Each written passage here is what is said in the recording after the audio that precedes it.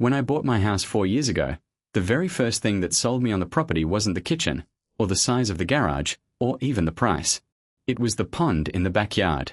A quiet, half-acre pond, fringed with cattails and old willow trees, with a wooden dock my father-in-law helped me rebuild the summer after I moved in. I never imagined that a small body of water on my own land would become the center of a battle with my homeowners association. But that's exactly what happened, and it taught me something I think everyone who lives under an HOA needs to hear. Never assume anything about your property until you've read the paperwork yourself. My name doesn't matter for this story, so I'll just call myself Mark, because that's close enough to who I am. I live in a quiet subdivision built in the early 2000s, the kind of place with matching mailboxes, a community pool, and a homeowners association that technically exists to keep the neighborhood looking nice. For the most part, it did its job. Grass got mowed, fences got approved before they went up, and nobody painted their house neon purple. It was boring in the best possible way, and boring was exactly what my wife Rachel and I wanted after years of apartment living. The pond came with the house. It had been there long before the subdivision was built, actually, a natural depression in the land that collected runoff and spring water, deep enough to hold fish, calm enough to hold ducks in the fall. When the original developer laid out the neighborhood, most of the lots around the pond were drawn so that the water sat entirely within a few private yards. Mine happened to be one of them. In fact, when I bought the house, the real estate listing specifically advertised it as a private pond lot, and I remember our realtor pointing out that this was one of only 3 properties in the entire neighborhood with water rights included in the deed. Rachel and I had looked at 11 houses before this one, and none of them felt right. Too small, too close to the highway, too far from her job, always something. Then our realtor pulled up the listing for this place almost as an afterthought, apologizing in advance because it was slightly above our original budget. The moment we walked through the back gate and saw the water glinting through the trees, I think we both knew. Rachel actually teared up a little, which isn't something she does over houses. We made an offer that same week, and we didn't negotiate very hard, because neither of us wanted to risk losing it. During the home inspection, our inspector even made a point of mentioning the pond, joking that most people pay extra for a water feature and we were getting one for free, built right into the land itself. Our mortgage lender required a standard property appraisal, and the appraisal report specifically noted the private water feature as a value-adding characteristic of the lot, separate from the general landscaping. I still have that appraisal report filed away, and looking back, it turned out to be more useful than I ever expected a piece of loan paperwork to be. At the time, I didn't think much more about it. I signed the closing documents, filed them away in a drawer, and spent the next few years enjoying my pond exactly the way anyone would, fishing on Saturday mornings, letting our dog splash around in the shallow end, hosting a few backyard cookouts where friends commented on how peaceful it was to sit near the water. Rachel planted flowers along the bank. We put up a small bench. It became our favorite part of the house. The trouble started in the spring of last year, not long after our HOA elected a new board president. Her name was Diane, though within a few months half the neighborhood had taken to calling her Karen behind her back, not because of anything related to her actual name, but because of the way she ran things. Diane had moved into the neighborhood about 2 years earlier, bought one of the larger homes near the entrance, and almost immediately started attending every HOA meeting, volunteering for every committee, and eventually running unopposed for board president after the previous president decided the stress wasn't worth it anymore. At first, Diane seemed fine. Maybe a little intense about landscaping rules, maybe a little too eager to send violation letters for things like trash cans left out now too long, but nothing that felt unusual for an HOA board. It wasn't until she proposed a new community waterfront access initiative at the spring meeting that things started to feel different. I remember sitting in the community clubhouse, half paying attention, sipping bad coffee out of a styrofoam cup, when Diane pulled up a slide on the projector showing an aerial image of the neighborhood with a big circle drawn around the pond, my pond, and the label Shared Amenity Zone written across it in bold red letters. As many of you know, she said, our neighborhood has a beautiful natural water feature that has been underutilized for years.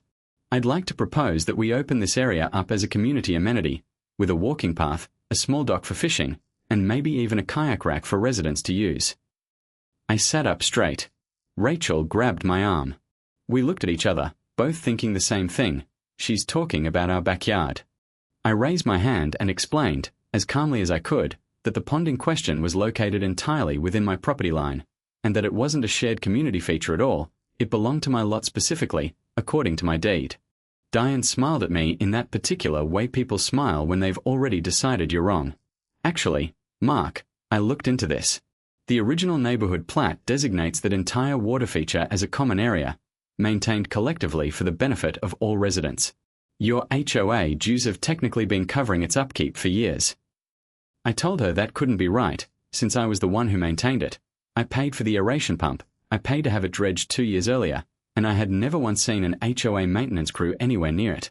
But Diane just nodded along like she was humoring a child, and said the board would look further into the historical documents and get back to the neighborhood with a plan. That night, Rachel and I sat at the kitchen table with our closing documents spread out in front of us. Our deed clearly listed the property boundaries, and as far as either of us could tell, the pond sat well within them. But deeds can be tricky.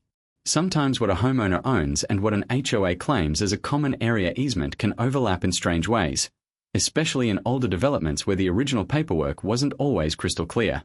I decided the safest thing to do was to go straight to the source, the county recorder's office, where the original subdivision plat and survey would be on file. 2 weeks later, I got a certified letter from the HOA. It informed me that per a board review of neighborhood common areas, my pond and the surrounding 10 feet of shoreline had been designated a shared waterfront amenity, and that the HOA intended to install a public access path along the eastern side of my yard, along with a small community dock, within the next 90 days. The letter cited something called an Original Community Plat, Section 4, Common Area C, as the legal basis for this decision. I'll admit, for about a day, I panicked. 90 days isn't very long, and the thought of strangers walking through my backyard to fish in what I considered my own pond made my stomach turn. But panic doesn't win arguments. Documents do. The next morning, I called the county recorder's office and asked if I could get a certified copy of the original subdivision plat, along with any surveys filed for my specific lot. The clerk on the phone was incredibly helpful, and explained that most of what I needed was actually available for free through the county's online GIS mapping portal. Those certified paper copies with an official stamp would need to be requested in person or by mail for a small fee. I decided I wanted both. The online version would let me start looking immediately, and the certified copies would give me something official to bring to a meeting, something nobody could dismiss as printed off some random website. That same afternoon, on my lunch break, I pulled up the county GIS portal on my laptop and typed in my address. Within seconds, a digital parcel map appeared, showing my lot outlined in bright yellow, with the pond sitting almost dead center inside the boundary lines. I zoomed in as far as the resolution would allow, tracing the boundary line with my cursor, and it was clear as day. The water line of the pond didn't even come close to touching the edge of my property. There was a comfortable buffer of yard on every side. Still, I wanted more than a digital map, because digital systems can sometimes lag behind actual recorded amendments, and I didn't want to walk into a meeting relying on something that could be waved away as outdated or inaccurate. So a few days later, I had a thick envelope waiting for me, full of certified documents going back to when the neighborhood was first developed. I spread everything out across our dining room table like I was running some kind of investigation, which, in a way, I was. The original plat map showed the neighborhood boundaries, the lot lines, and, this was the important part, a clearly marked area labeled Common Area C, which Diane's letter had referenced. Except Common Area C wasn't my pond at all. It was a small retention basin on the opposite side of the neighborhood, near the entrance, designed to handle stormwater runoff during heavy rain. It had nothing to do with the pond behind my house. My pond wasn't labeled as a common area anywhere on the plat. Instead, it fell entirely within the boundary lines of Lot 14, my lot, with a clear surveyor stamp and signature dated all the way back to the original development of the neighborhood. I sat there for a long moment just staring at the paper, half relieved and half furious. Relieved, because I now had solid proof that the pond was mine. Furious, because the HOA had sent a certified legal notice threatening to build on my property based on what appeared to be either a serious misunderstanding or a deliberate misreading of the documents. I called Rachel over, and together we went through page by page, cross-referencing the plat with our deed, with the tax assessor's parcel map, and with the original developer's site plan, which I also managed to track down through the county archives. Every single one of them agreed. The pond, along with about 15 feet of shoreline buffer on every side, sat entirely within our property. There was no easement. There was no common area designation anywhere near it. Common Area C was, and always had been, the retention pond near the front entrance, A completely different body of water that most residents didn't even know existed because it was mostly hidden behind a row of hedges. Armed with copies of everything, I requested to be added to the agenda for the next HOA board meeting.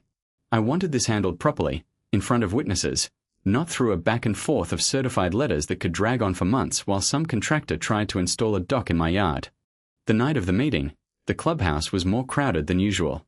Word had apparently spread about the waterfront initiative, and a decent chunk of the neighborhood showed up, some curious, some supportive, and at least one or two people who seemed excited about the idea of a free community dock without fully understanding whose yard it would be built in. Diane opened the meeting the same way she always did, going through routine business first, landscaping violations, a proposed change to the pool schedule, a reminder about holiday decoration rules. Then she got to the waterfront initiative, and I watched her pull up the same slide from before, the aerial photo with the red circle around my pond. As discussed last month, she said, the board has been reviewing the feasibility of opening the waterfront amenity to the community. We've spoken with a contractor about pricing for a dock and walking path, and we are hoping to move forward with initial construction by early summer. I raised my hand and asked to speak, and Diane, a little reluctantly, gave me the floor.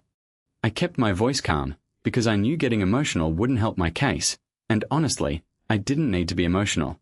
The facts were already on my side. I want to clarify something, I said, because I think there's been a mix-up. The letter I received last month cited the pond behind my house as falling under Common Area C from the original neighborhood plat. I went ahead and pulled the actual recorded plat from the county, along with the original developer survey, and I have copies here for anyone who wants to look. I passed a small stack of photocopies down the rows, keeping the originals for myself. I continued, Common Area C is actually the retention basin near the front entrance, not the pond behind my house. My pond isn't listed as a common area anywhere in these documents. It's part of Lot 14, which is my property, and it has been since the neighborhood was originally platted. There was a pause. A few people flipped through the photocopies, murmuring to each other. I saw one of the other board members, an older man named Gary who had lived in the neighborhood since it was first built, squinting down at the plat map with a look of dawning recognition. He's right, Gary said, loud enough for the room to hear. I remember now, Common Area C was always the retention pond by the entrance. We used to call it the drainage pond. There was talk years ago about putting a little fountain in it, but the budget never worked out. Diane's expression flickered, just for a second, before she recovered. Well, I'd need to review these documents myself before making any determination, she said. It's possible there's been an error somewhere in our records. There's no possible about it, I said, still calm, sliding one more document across the table toward her, a certified copy straight from the county recorder's office, with the official stamp clearly visible. This is the recorded plat. It's a public document. Anyone can pull it. I'm not disputing an opinion here, I'm just showing what's already on file. The room went quiet in that particular way rooms go quiet when everyone realizes someone just got caught in something they can't easily talk their way out of. A few people actually laughed, not unkindly, more out of the sheer absurdity of an HOA trying to claim someone's private pond as a shared amenity without apparently double-checking the paperwork first.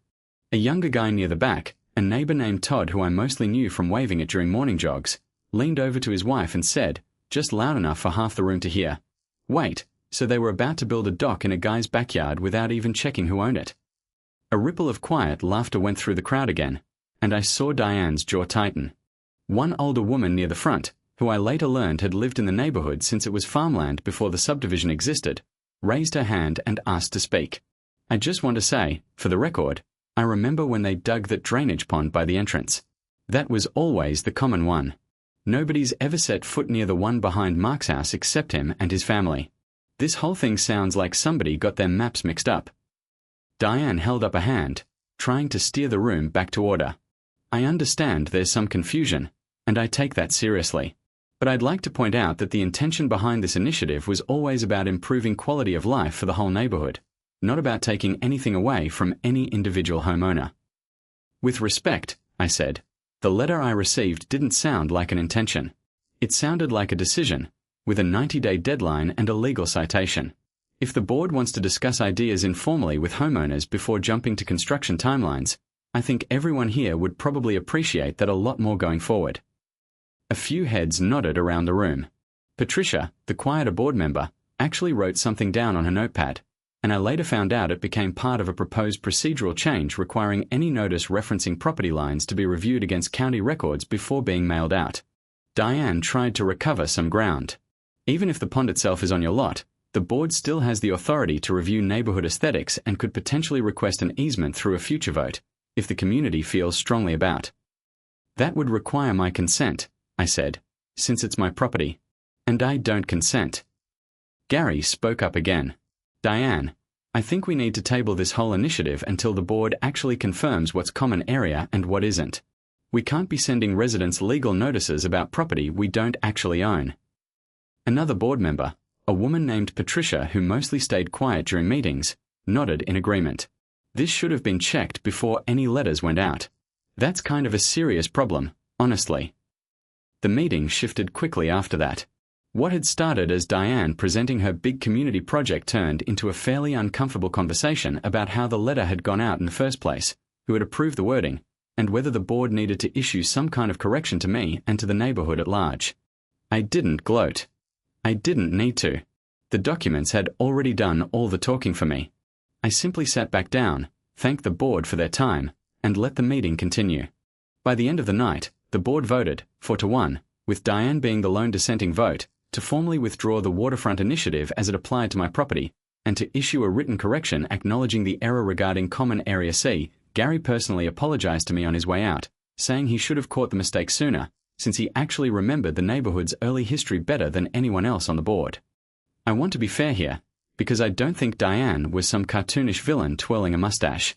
I think she genuinely believed, at some point, that the pond was a shared resource, maybe based on some outdated draft plan from early in the neighborhood's development that never actually got recorded, or maybe just based on an assumption because it was such a nice feature that seemed like it should belong to everyone.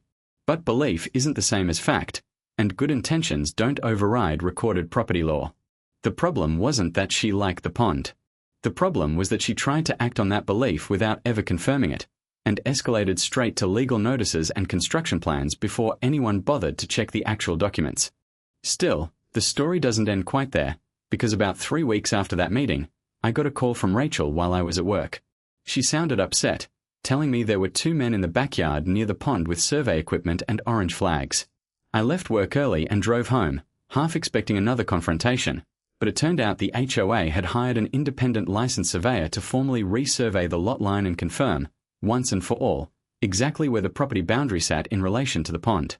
I actually appreciated this, honestly, because it meant there would be an updated, professionally certified document that removed any lingering ambiguity for the future, something that would protect me if this whole situation ever came up again down the road, whether from this board or a future one.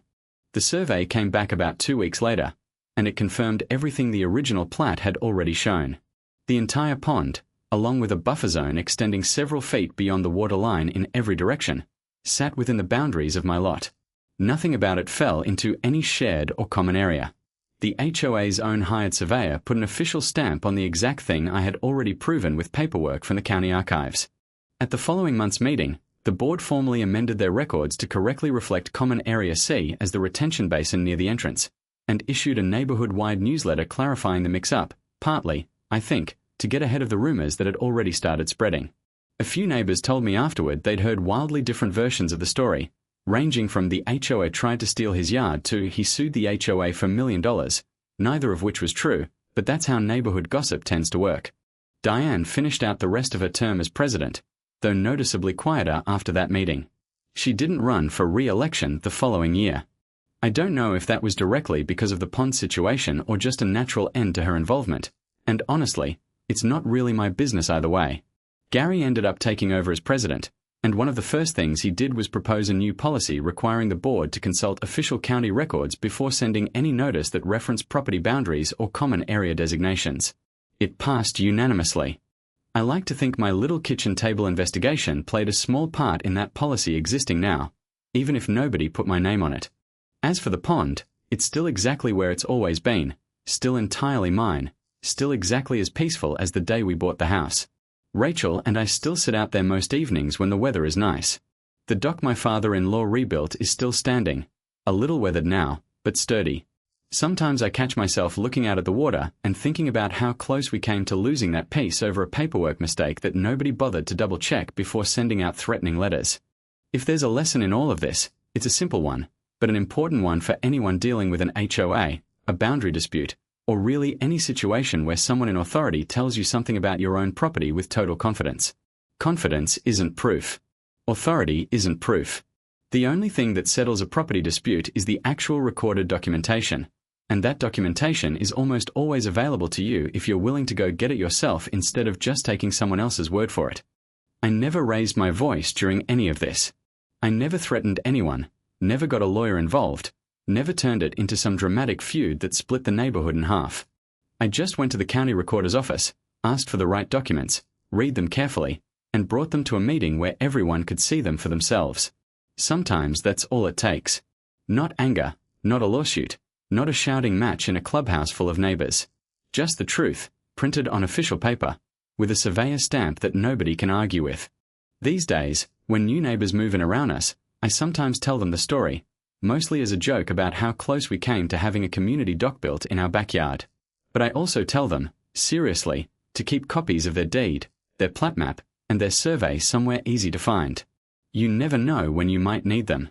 An HOA board is made up of regular people, usually well-meaning, sometimes overzealous, occasionally mistaken, and every single one of them can be wrong about what they think they know. The paperwork doesn't lie, even when people do, whether on purpose or simply by accident. My pond is still mine. It always was. All it took to prove it was a little bit of patience, a trip to the county archives, and a willingness to let the facts speak louder than anyone's opinion in that clubhouse, including my own.